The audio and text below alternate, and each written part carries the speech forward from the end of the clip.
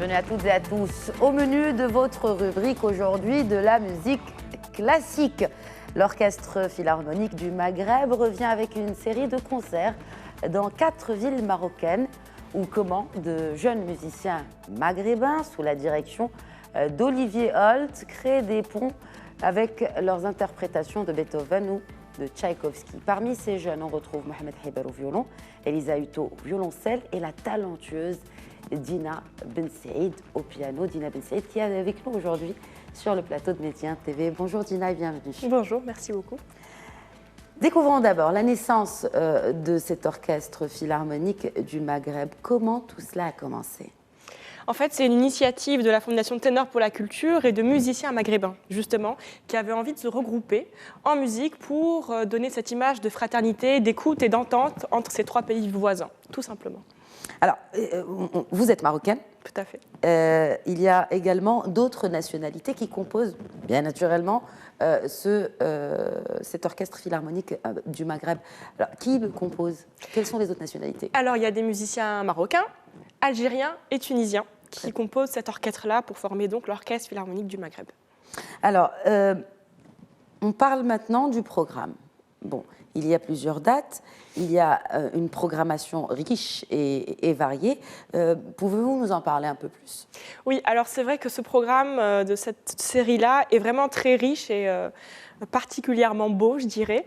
Il est à la fois original parce qu'on a invité un compositeur marocain qui s'appelle Nabil Ben Abdeljelil, qui est un compositeur contemporain de musique classique, chose qui est extrêmement rare. Je pense qu'on peut en compter 2 actuellement.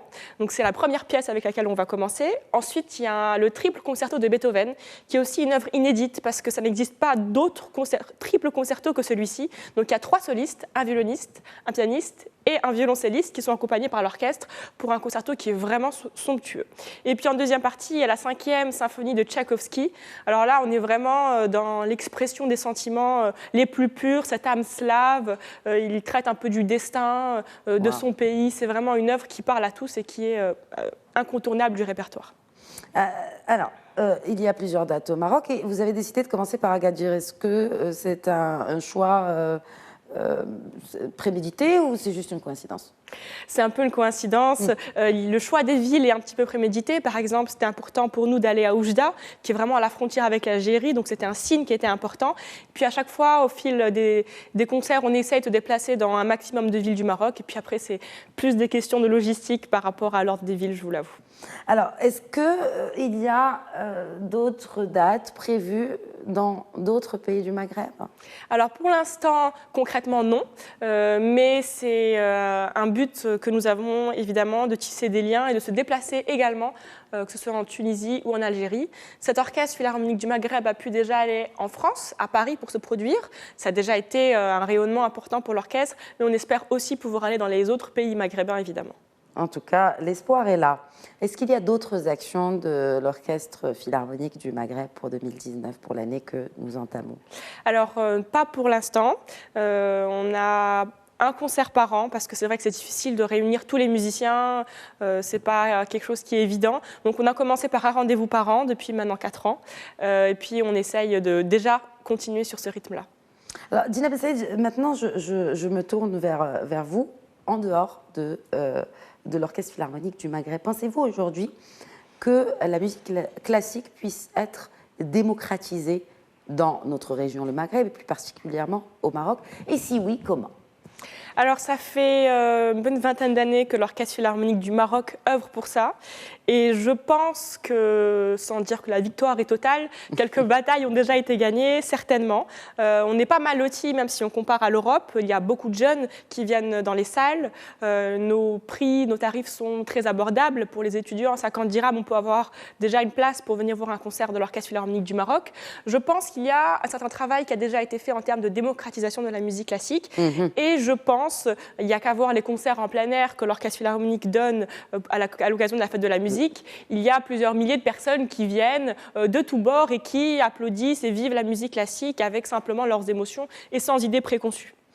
Est-ce qu'aujourd'hui, les médias vous aident justement ou aident en tout cas l'Orchestre Philharmonique du Maroc? Je ne parle pas de votre passage sur Média TV, hein, bien clair. Mais est-ce que les médias vous aident justement dans cette ambition de démocratiser la musique classique à un plus grand nombre, et notamment la jeunesse? Alors, un petit peu, mais c'est vrai qu'on aurait aimé avoir plus d'aide. Il y a quasiment jamais de musique classique qui est passée à la radio, il n'y a aucun concert de musique classique qui passe à la télévision non plus, ou vraiment très rarement. C'est vrai que ce sont des actions qui aideraient beaucoup, et être soutenues par les médias donnerait un poids supplémentaire à notre action, ça c'est certain. On essaye d'être présent sur les réseaux sociaux parce que ce sont des choses qu'on peut nous-mêmes contrôler, on essaye de faire des actions, d'aller vers le public, de jouer ailleurs que dans des salles un peu classiques, entre guillemets, mais c'est vrai que le poids des médias serait une aide très appréciée pour l'orchestre. Très appréciée. Alors, juste une question de curiosité. Est-ce qu'un musicien de l'Orchestre Philharmonique du Maroc est un salarié comme un autre? Oui et non. Comme un autre parce qu'il est salarié, oui. Ça lui permet d'avoir un statut social, d'être reconnu socialement. Ça fait partie aussi de cette démocratisation-là que de reconnaître le métier du musicien et que c'est pas comme il y a 30 ans où être musicien c'était jouer dans les mariages ou dans les cabarets. Non, aujourd'hui, un musicien professionnel a un vrai statut. Donc oui, c'est un salarié. Comme un autre, peut-être pas, parce que quand on est musicien, on ne se met pas derrière un bureau de 8h à 18h. Voilà, le travail est un petit peu différent. Il y a des rendez-vous hebdomadaires de l'orchestre pour travailler. Il y a beaucoup de travail personnel de chaque musicien. Donc oui, c'est un salarié, mais peut-être pas comme tous les autres. Alors, je parle maintenant d'action de l'Orchestre Philharmonique du Maroc. Alors, peut-être même pour une plus de démocratisation de la musique classique au Maroc. Il y a eu cette action pour la Marche verte, pour l'anniversaire de la Marche verte, le 40e anniversaire de la Marche verte. Il y a eu aussi d'autres actions comme ça. Est-ce que ces actions sont régulières ? Alors, pour l'Orchestre Philharmonique du Maroc, oui, et de façon plus large, pour la Fondation Ténor pour la Culture, encore plus. La Fondation Ténor pour la Culture est donc la fondation qui gère différents projets, dont l'Orchestre Philharmonique du Maghreb, du Maroc également, et d'autres programmes culturels, notamment comme le programme socioculturel Mazaya, que vous connaissez peut-être, qui est dédié à des enfants issus de milieux défavorisés, à qui on offre une insertion socio-professionnelle par le biais de la musique classique. Alors, je pense que c'est un bel exemple de démocratisation, parce qu'on va chercher des personnes qui n'ont jamais vu un basson, un hautbois, une clarinette, qui ne savent même pas ce que c'est qu'un violon forcément, et qui vont dessiner leur avenir dans la musique classique. Donc, extraordinaire. C'est extraordinaire. C'est-à-dire, ce que vous faites, c'est de sortir ces jeunes-là d'un milieu et puis de leur montrer qu'ils ont leur chance finalement grâce à cette musique classique. Voilà, on essaye d'accompagner des personnes qui ont été rejetées par la société, qui sont déscolarisées, qui vivent dans des quartiers difficiles, et on les accompagne dans leur réinsertion par le biais de la musique classique, tout à fait. Alors, on parle beaucoup de musique classique, je vous propose d'écouter un petit morceau joué par cet orchestre philharmonique du Maghreb, et il s'agit du 3e mouvement de Ravel. Écoutons-le, et puis on revient.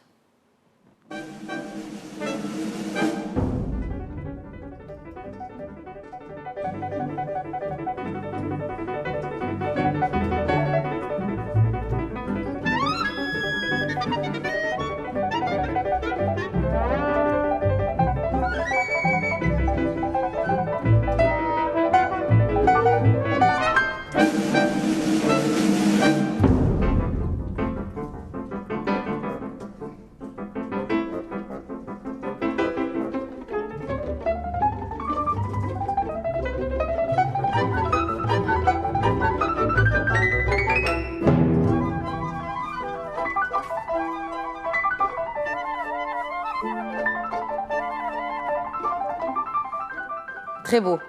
Alors, je parle bien sûr de cette éblouissante performance de vous sur le piano. Est-ce qu'il s'agit des images qu'on vient de voir de l'Orchestre Philharmonique du Maroc ou du Maghreb? C'est le Maroc. C'est le Maroc. Donc voilà, donc beaucoup plus grand et on le voit même... c'est-à-dire beaucoup plus diversifié. Alors, je voudrais juste qu'on précise pour nos téléspectateurs que le morceau qui vient d'être joué là ne fait pas partie, n'est-ce pas, de la programmation des concerts qui seront donnés par l'Orchestre Philharmonique du Maghreb. Oui, c'est ça. Les morceaux que vous allez écouter la semaine prochaine ne sont pas moins beaux, je vous l'assure, mais il n'y aura pas ce final donc, du concerto pour piano de Ravel. Alors, et je rappelle donc que la première date, c'est le 22 janvier à Agadir, suivra ensuite à Rabat, n'est-ce pas, et Oujda. Et Casablanca aussi. Et Casablanca aussi.